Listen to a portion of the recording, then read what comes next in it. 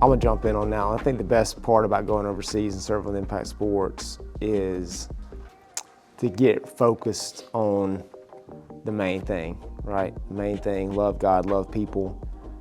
Get overseas on a trip and your sole focus is trying to share Jesus with folks.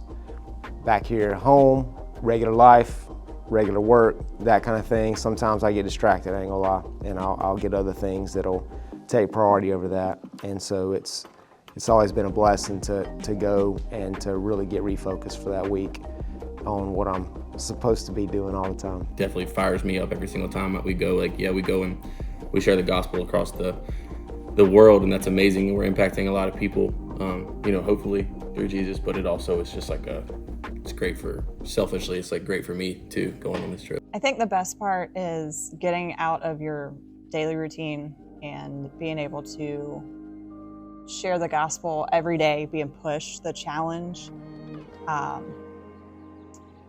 just being able to be around like-minded people all day, every day, that you don't get to do in the States, and really understanding your purpose and why God has put you on this earth, and getting to live that out every day.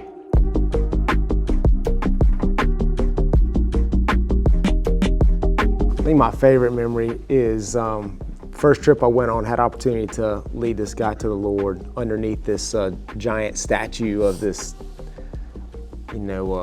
pretty rough leader from this country that they held up. And it was just really an impactful, sorry for the use of the word there, time for me, in that I was able to see the scripture play out where it says what men meant for evil, like God meant for good, It was cool to be a part of that too, because it was reminding me of our different places in someone's spiritual journey where, we see the scripture where it says some plant, some water, and some reap, right? And this guy that I got to share with that time, someone had already planted and watered in his life, and then I was just there kind of as the finish-up guy. For me, my favorite moment, and there's been a lot of really good ones, but the most, I think about it all the time, is just so powerful.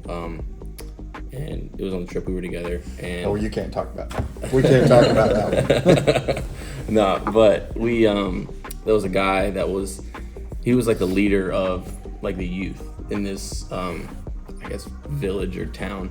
And he was pretty sick. He had stomach issues going on, and we were, we hit it off very well with this guy. He kept coming back to us every day, and just we're just talking to him, hanging out with him.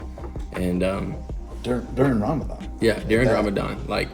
So he wasn't eating, all day or all night. But he was having really bad stomach issues. Couldn't keep any food down. It's just been going on for months, maybe even years.